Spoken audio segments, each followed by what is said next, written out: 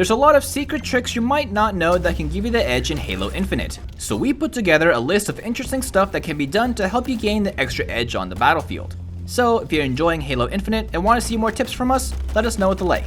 Here we go. The Grappleshot is one of the most versatile new additions to the Halo gameplay loop, pulling items to you, yourself to enemies, and latching onto the terrain to pull you across the map. But most players are underutilizing this when it comes to traversal. You can't treat this like a plain old boring A to B grapple. You'll want to swing yourself, just like in Titanfall and Apex. While it's not as complex as Respawn's insane grapple system, you'll want to keep a similar mindset. As soon as a grapple lands on a surface, turn your aim off of where you attached to move your body away from the wall, then slowly turn into the swing to get a farther angled launch. Another secret tip I can give is to try and always be sprinting while grappling. You might be thinking, but why? Well, this lets you do a neat trick on the landing part of grappling. When sprinting, then grappling and landing on a shallow enough angle, holding crouch will keep your momentum and slide you much farther than by normally landing. When you have no high terrain around you, this can be combined with a grapple to the ground. By holding up then looking down and crouching as you land, this will super slide at unreal speeds, useful for getting out of a sticky situation or catching someone off guard.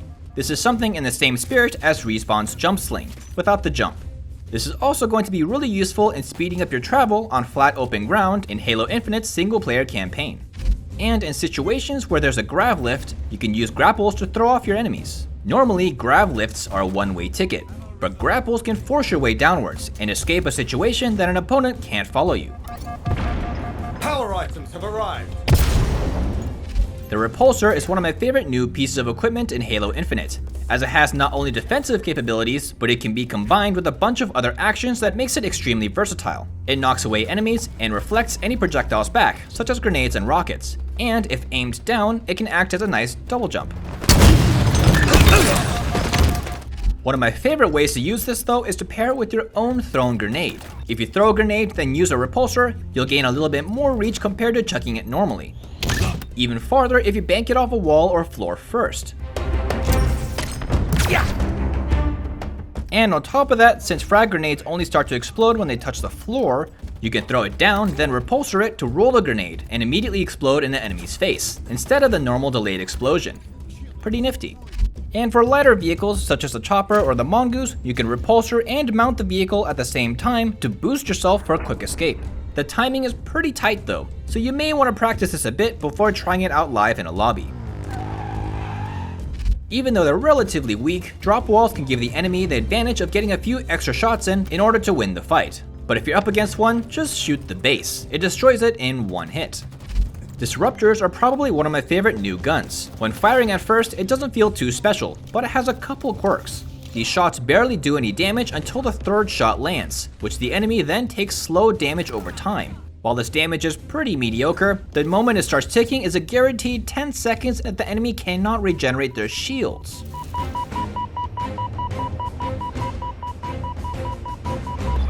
While this doesn't seem like a lot of time, in a gunfight 10 seconds is an eternity and makes this weapon one of the best support guns in the entire game. Paired with good teammates or a strong secondary weapon makes this really deadly. Both the shock rifle and disruptor have several extra perks. They can both EMP vehicles and disable them, and conduct electricity between players, shooting enemies near each other or any metallic object like dropped guns or equipment pads conduct electricity to players. And this can even be paired with a threat sensor to make a makeshift deployable shock pole. As the old saying goes, pew pew! Any bladed gun, such as a mangler, spiker, or shock rifle, have just a tad more melee damage than regular weapons. But this is especially good with the mangler specifically. One shot anywhere plus one melee, doesn't matter the order, is all it takes to kill a Spartan.